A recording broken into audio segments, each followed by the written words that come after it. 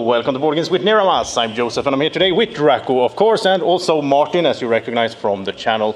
We also have a guest here today because we are at DrakoCon, so I will say hello to Erik, or Sigismund as he's called as well. So we are going to talk about games that we don't like for, a change. I usually don't make a negative list, but I thought could be fun with these guys. And well, Erik, you're sort of a celebrity here in the gaming group for always winning, and also Erik has a very bad taste in games, which means that it was good to invite him to this list because him and we really have different taste, and that makes the list interesting. And I think Martin has some really weird choices as well, I would assume at least. Anyhow, let's get into the list and let's start with number 5. Yeah, and on my number 5 on the list, I have to first, tell the criteria for the list is I have a chess test for my games. If I don't care what the people do, the game is pretty bad. When you play chess and someone puts a finger down and starts to move the piece, you're really interested. Okay. But when they drop it, you're like, yes, now I can move. But in a bad game, you don't care at all. Okay, so you need to care about what the other people do in the game. Yeah, exactly. Okay. Otherwise, I could play a computer game or a solo game. I get that. Okay. And number 5 on my list is Dominion. It's a classic board game top 100, and I could call it mostly a multiplayer solitaire shuffle game. Well, you do shuffle, and you mostly shuffle. Yeah, that's true, actually. And the most important turn in the whole game is the first one when you look at the cards and okay, I will try to buy these 25 cards and just try to execute, and you don't care at all what the people do. And then just shuffle, buy, shuffle. Oh, okay, I lost. Okay, move on. Well, Martin, do you like Dominion? I play Dominion quite a lot, but I wouldn't call myself an expert player. I would say that it's not my favorite game, but with some of the expansions, yeah, it can be a pretty nice game. But I like card games. I like fast games. So I wouldn't say that I don't like the game, but I wouldn't say that I like it either. Okay. For me, it's in my top 100. I think it's a great game. But I can see your reasoning there. So, okay. So Martin, what's your number 5? Well, on my number top 5 list for the games I don't like is Time Stories. Time Stories is, and that means the original, not with any expansion or anything like that, because there are quite a few of them.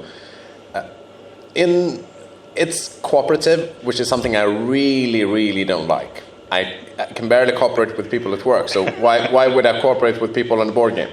Can you cooperate with your wife? I leave that question unanswered for future benefit. And also, it has some puzzle elements in the game, and I really, really don't like puzzle in the game. Otherwise, I might as well just buy a puzzle from Ravensburger and then do it myself. Perfect.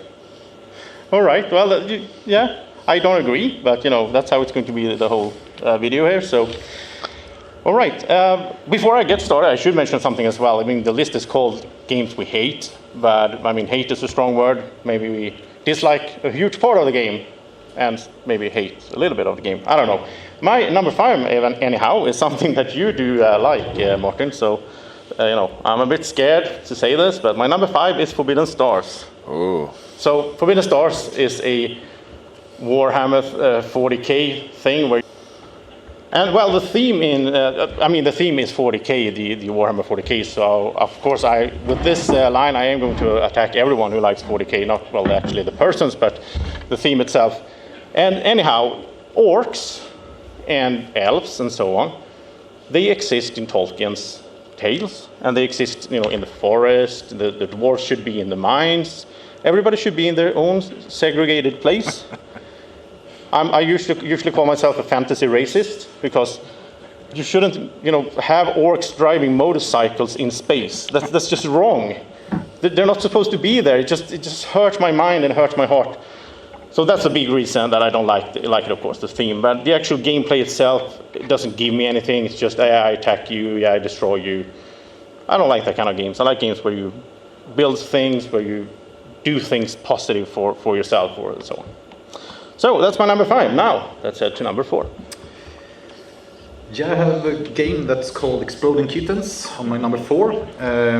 I will call myself indifferent mostly to this game, because is it really a game when you just turn up the top card and look at it? But the thing is, I think it's agonizing. I mean, it's a game that is supposed to be fun, so you really need to look like you have a splendid time when you play it, because otherwise it will be unfun for everyone else. You have to pretend. Yeah, so I was like, I played it for like a couple that we met, and we were like having a nice dinner and playing a game, and then they took it front, and I was like, ooh, Jesus, this will be hurtful. And then they were, oh, like a really cute kitten. And I was like, oh. And I were in real pain for like 30 minutes or something. And I had to be cheerful and oh, I do this and I disarm. Oh no, I lost. So it was terrible. I can totally agree. This could have been on my list as well. I think this game it's not a game even. It's just a fun activity which is not fun. Yeah. It's really evil. It's fun that we had something to agree on at least. I was surprised. We have more on the list. But it's actually a really fun that actually managed to score something like 27 million kronas on Kickstarter, that game. I don't know if that's fun or if it's sad. I don't know how to respond to that. I'm just going to put that out there. Yeah. So what's your number 4? My number 4 is Pandemic Legacy Season 1. Ooh. I know that's going to probably upset some people, but... There's a comment field below here. You can just tell what you... Yeah. I think Pandemic Legacy... First of all, Pandemic overall is a really bad game. It's co-op. And after like three rounds of it, it's like, okay, can I go home now? And Legacy, after all, I don't like any Legacy game at all. If you have... First of all, if you can't play the game after you finish the game, like you destroyed the game like forever, like what's the point of the game? Then might as well go and buy a bottle of wine and sit and drink it alone. Or something that's even more fun than that is watch an Excel sheet and scroll up and down. That's more fun than playing Pandemic Legacy Season 1. Yeah, I just want to say that the opinions said here are not representative for Boardgames with Niramas. Well, that's my number 4. Yeah, well, that's why this list exists. My next game is also a game that Martin likes, which is fun as well. It's called Crisis. It's a Euro game where you sort of it's really cool components and everything looks fine at first because you are sort of you build farms, you build factories, you produce stuff, really cool meeples and all that. I'm weak for cool components, but it's a semi-co-op. It's a semi-co-op game. So if it's going bad for me, if I feel like I don't have any fun, I'm not going to win, I can tank it. I can just know I'm going to tank the world economy so everybody loses. I hate that in a game. It's so stupid.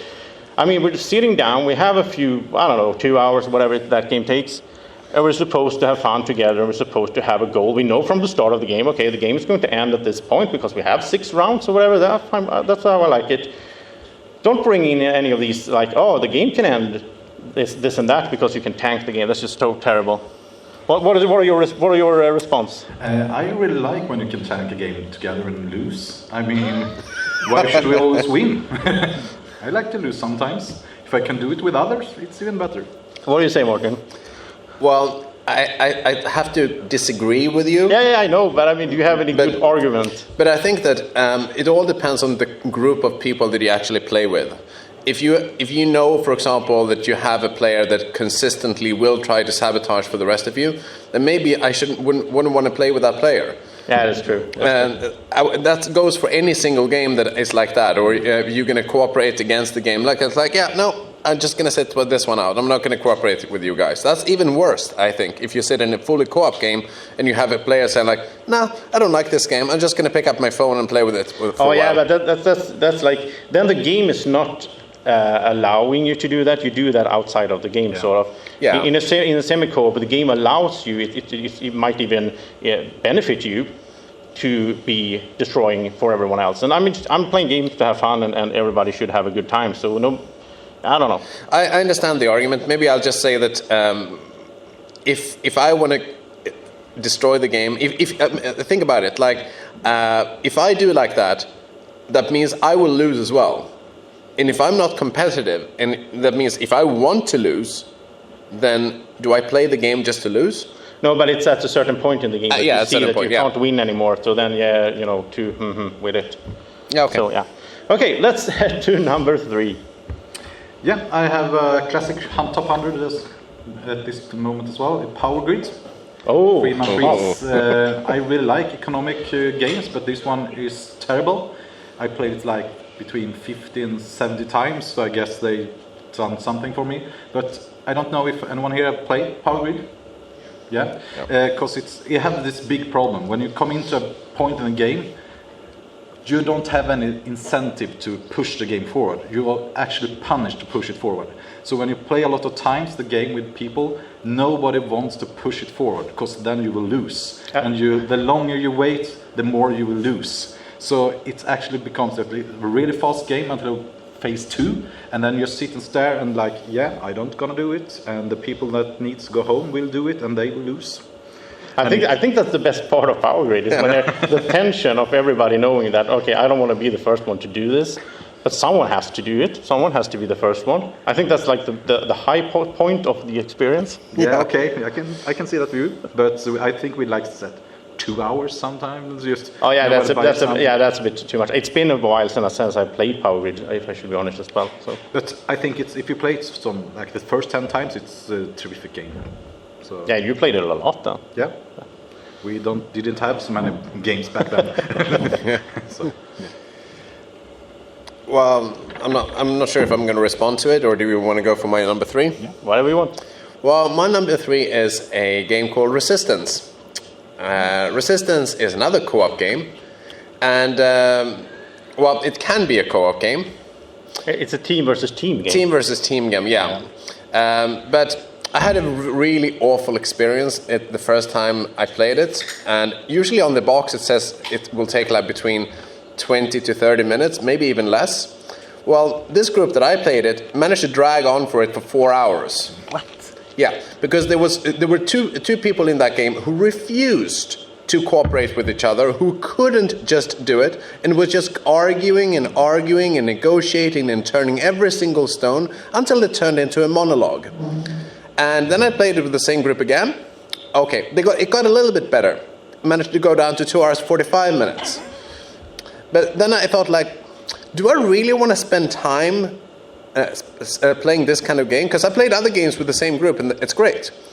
And I thought, like, then it has to be something wrong with the game. And I feel like Resistance definitely makes it into the top 3 of the games that I definitely hate. But is it the game really, or is it the game group maybe? Well, I would say... Do you hate your game group? I wouldn't say I hate my game group, because I can play many other different games with them, but Resistance doesn't work. And Resistance, first of all, if it has negotiation, if it has some kind of co-op element in it, and if it says that you have to root out this traitor, well, that's not my cup of tea. But okay, so even if you had like a timer, because some of these games, like One Night Ultimate Werewolf, there's a timer. So you have like 2 minutes to discuss, and then boom, you have to vote. If that was the case, would that be more okay, or are you still anti the type of game? Negotiation and co-op, no thanks. Martin doesn't like co-op, if you haven't picked that up already. Okay, well, that's interesting. My number 3 is called Betrayal at the House on the Hill. And this is a game that is terrible in so many ways. I don't even know where to start. But so I used to play this at a friend's house years ago, and then the game is like you go around in this house, and I'm going to say one good thing: they have pre-painted miniatures. That's really good. But except for that, you go around in this house, you flip cards, and you do things. You roll a die, and you say, "Oh, it's an omen." You see if something bad happens, and suddenly, something bad happens, like room number 2 sometimes. And then all of a sudden, someone will become a witch or whatever, something nasty. And they take their rule book, and when we played back at his house, the guy or girl that became the bad guy had to go out on the balcony, read their rule book, and the other of us read our rule book. And first of all, the rule book is really bad as well. I haven't played like the last, Baldur's Gate. That might be better, I don't know. But the whole idea of we don't know, I think it has a little bit to do with the same thing as Crisis, because maybe it's a diagnosis, I don't know. But when I sit down to play a game, I want to know from the start, we're going to play the game for this and this many rounds, we're going to do this and that, we're going to get points this way. And in this game as well, when we sit down, we don't know who's the traitor, because that depends on the die roll. So I might be the bad guy, or you might be the bad guy, but we don't know until maybe 10 or 40 or 60 minutes. And then the game becomes something that we didn't predict as well, because depending on how you roll, it could be the witch in the basement, or it could be the, oh, it's so bad. So, and the even, Betrayal at the House on the Hill Legacy game came out recently, and I'm so not interested. Are you interested in a Legacy game, Martin? I'm just kidding. I know that. Short answer is no. Have you guys played this game? No, but it sounds a bit interesting, I think. I mean, if I have to roll the die, at least if someone just disappears from someone the goes. table, Someone goes to the balcony at least. So that's a good thing. Fun. You don't want to have people at your table. Yeah, I mean, my wife sometimes run out to the Dishwashers? No, utomhus. Outside and screams when we play Agricola, but that's only the time people run away from my table. How have your neighbors responded in any way? No, I think we do that quite often. Okay. So Perfectly normal. Yeah. All right. So that was number 3. Let's head to number 2. Yeah, I have this game that people says, oh, it's so good, it's fast, and so many people can play it. I know what it is. Yeah, it's called Seven Wonders. And I will tell you, you always play solo. I mean, after the game, I don't know what you guys have played cards. I don't care. You just send me stuff, I send them away. And after like 30, 45 minutes, I look you up and see, someone tells me over there they won with green cards. Okay. Yeah, that's nice experience. It's really, they say it's a civ game. And it's a strategic game, but I mean, how big are the decision space in the game? It's like, I choose between these two I can buy, or not that. And this problematic card, I send it away and I hope you take it, or otherwise you just send it away and next person get it and we're screwed. Well, there is an issue with the green cards. I can agree on that. Well, it's not an issue with the game, because the game, it's one of those games where you have to play in a certain way, because you have to. I can't let Martin get all the green cards, so I have a responsibility to not pass them on to him, which means I need to take them myself and so on. I could sell them, of course. So okay. If nobody cares about that, I played Seven Wonders with some kids and so on, or with noobs, and then I got all the green cards and I won. That was fun in some ways, but the kids weren't happy. But But anyway, I can see the problem with that. But. And I think it could be a quite good gateway game, but it's too hard to explain. The scoring is a bit confusing. It's too much symbols in the. It's a lot of iffy graphics. I don't see it come together as a really great gateway experience with some fun, nice drafting. It's like, I push you in this corner, you need to take these cards, or otherwise you ruin the experience for everyone. It's like, I play with this noob, I send you all the green cards, and then I'll tell you, you didn't take the green cards, use that one. What do you think, Martin? Is it a game for you? I like Seven Wonders, but I think there is a better game than Seven Wonders, because there's a guy who designed a game called Neom, and he pretty much took the Seven Wonders and kind of made it into a tile laying game and improved it to a great length, I believe.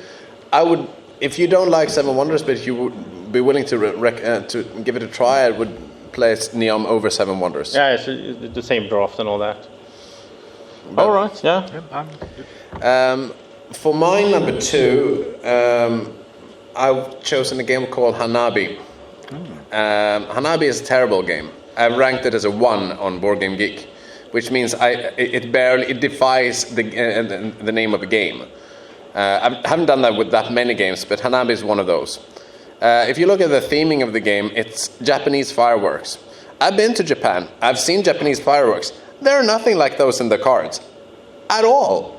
But did you expect a card game for like $6 or whatever it costs to match that experience of the Japanese fireworks?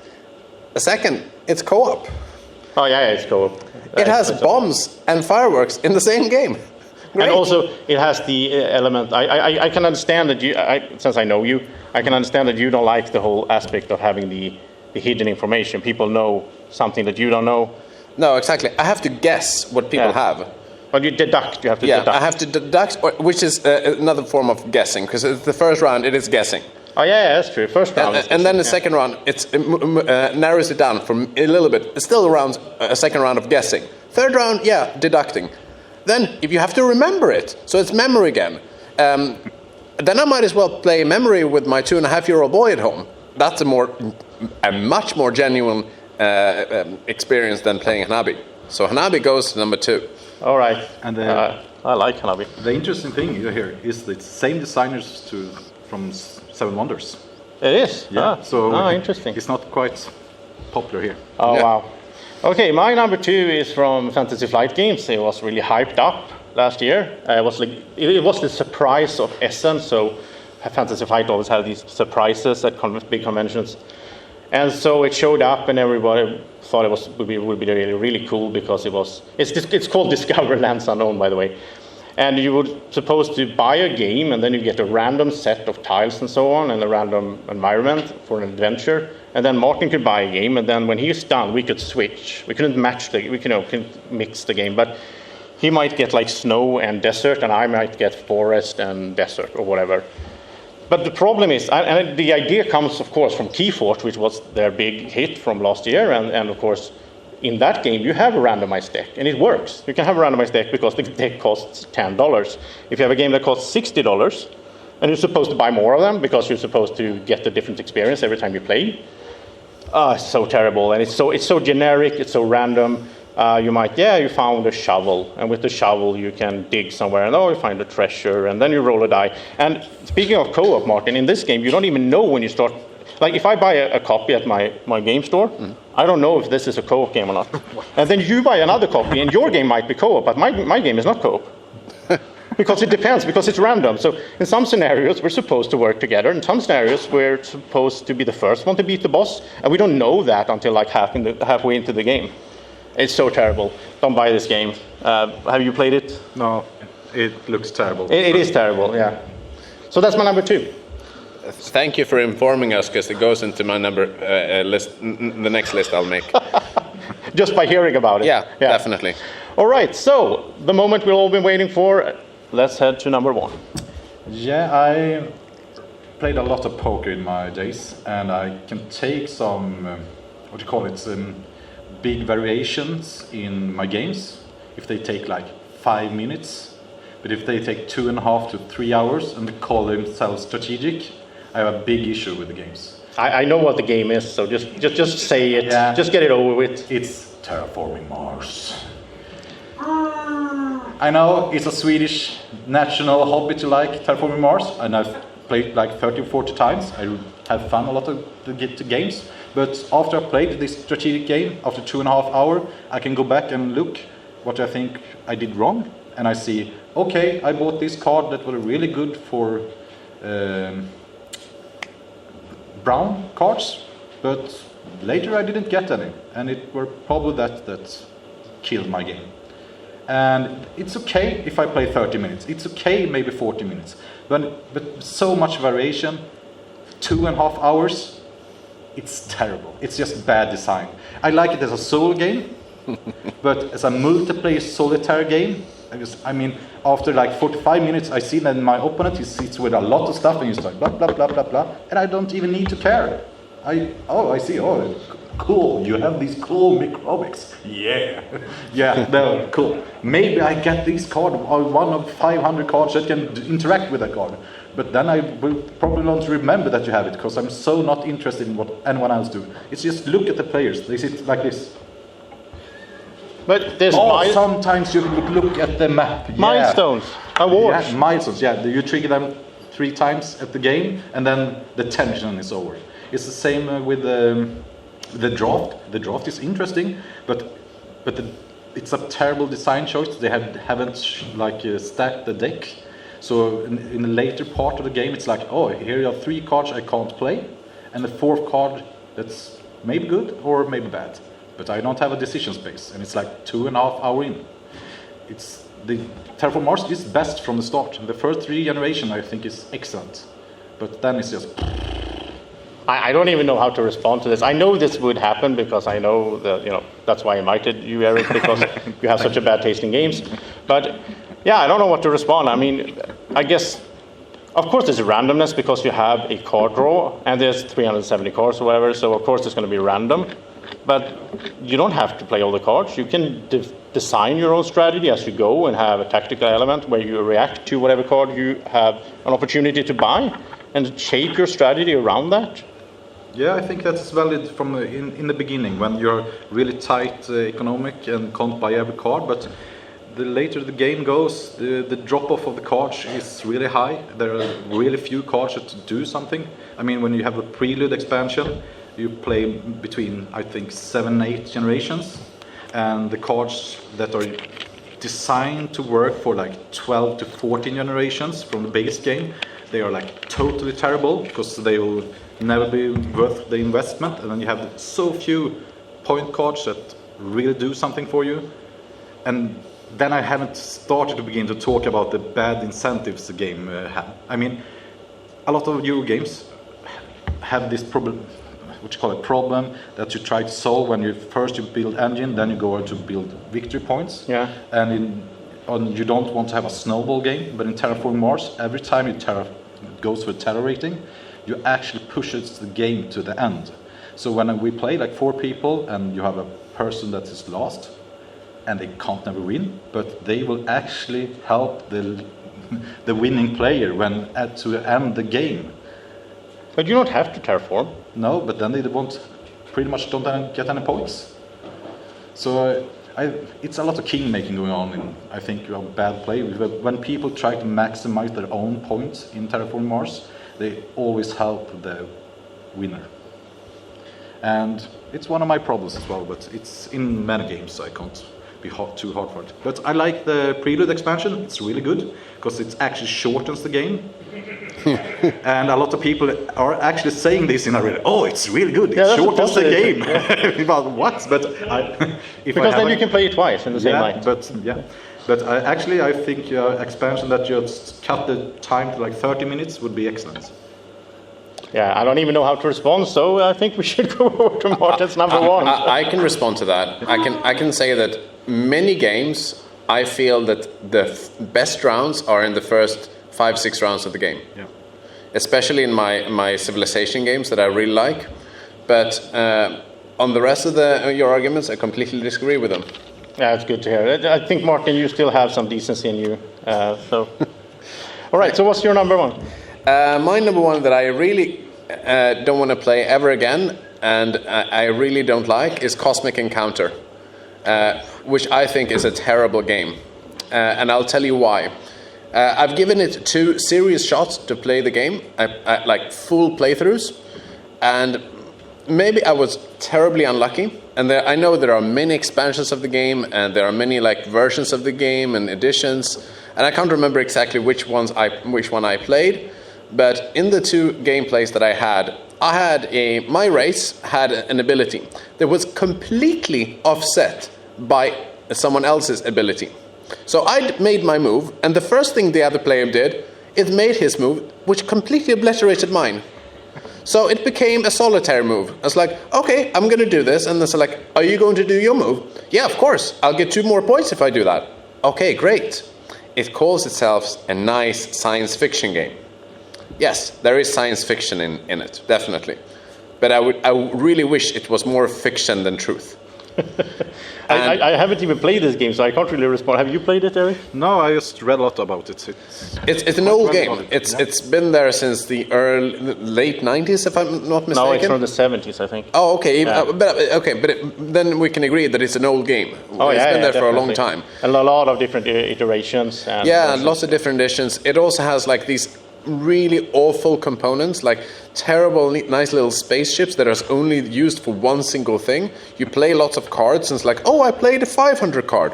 Okay, great. What are you going to do next turn? I'm going to play this 600 card. Okay. You said you didn't like Dominion? You're going to hate this game. It's more worth in garbage disposal, or, for example, for barbecue material. Or simply if you want to give it a second hand, because at least someone in the third world country will have more fun with it than I ever had and will. Okay, I think that sums it up.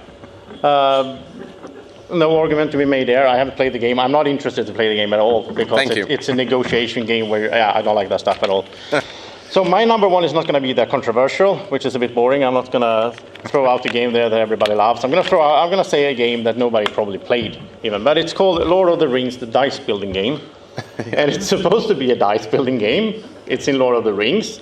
you have these, we have Legolas and we have all of the guys out there. And we're going to be able to we roll our dice, so it's a deck builder basically with dice. And then we can use the dice to, we can get Legolas on our side, and we get one of his dice, and then we roll that one when it comes back from the Discord pile and all that. But it's a semi-co-op, once again, so we race to get the most points, but at the same time, if we don't fight Sauron, then everybody will lose, because the ring will be lost. I played it with you, Martin. So and it's so pointless. There's no point in the game at all, and I know that a lot of people have, this game doesn't really have that, big fan base. But I know, Rado likes this game for some weird reason. Probably because he just plays with his wife, and, they don't destroy stuff for each other anyway, because they're kind people. But I played it with Martin, and all we did was trying to just, so Sauron's going to influence your guy over there, so I'm just going to destroy it for you, and then we ended up losing the whole thing. And it's so sad. These dice are kind of cute, with little bows on them and swords and so on, but it's terrible. What do you say, Martin? Do you agree? I completely agree. I mean, I like Lord of the Rings. I think Lord of the Rings, the theming is great. I mean, many games with Lord of the Rings in it is absolutely fantastic. And that's why I think we try to play it, because we both like Lord of the Rings. Yeah, that's why I got it. And say the components, you have no argument for me there. Components are pretty nice for this kind of game, because it's not an expensive game. But I mean, and the rule book, I mean, it was abysmal. It was... I'd rather read a phone book or an Excel sheet, because you have more fun reading that than ever trying to find out how you even play the game. Some of the things that we tried to figure out wasn't even in the rulebook. No, you had to find Board Game Geek. Go Board Game Geek. If you don't have access to the internet, which if you're out in the woods or something, okay, great. This game becomes unplayable. Yeah, it's so terrible. I think I don't know what I did with it. I don't have it anymore. I think I gave it away at the last DrakoCon or something. I think someone has it. I think someone here has it, actually. Maybe, I don't know. I just had to get rid of it. It was so terrible. But that's the list. I think we sort of, butchered some holy cows. Well, Erik especially. I think, overall, as I said, hate is a strong word. But these are probably games that we won't play again, right? No. My wife's favorite game is Terraforming Mars. Oh, you have an issue there. Yeah. Okay. So are you going to leave your wife, or are you going to play Terraforming Mars? If it was my choice, I can't tell, but it's probably her that will be me. But I will play a lot more Terraforming Mars, and I actually look forward to the new expansion coming out, the Turmoil expansion. Yeah, that's gonna happen. It looks like it will turmoil everything and will be totally different. Maybe it will shorten the game. You actually have your own variant, right, as well? Yeah, actually, I have my own variant that's adding skill and decisions to the game. And I think will be quite good, but no one wants to try it, so I wonder why. A problem. All right. Well, you know what, guys? Thank you so much for joining. Thank you. Thank you for watching in the live audience here, of course, and thank you to everybody who's watching at home as well. If it's on YouTube, well, we will. If you're watching this right now, it is on YouTube, so we'll see if everything turns out okay with these recording equipment. Thank you so much for watching, and have a great evening or morning, or whenever you're watching. Take care. Bye-bye.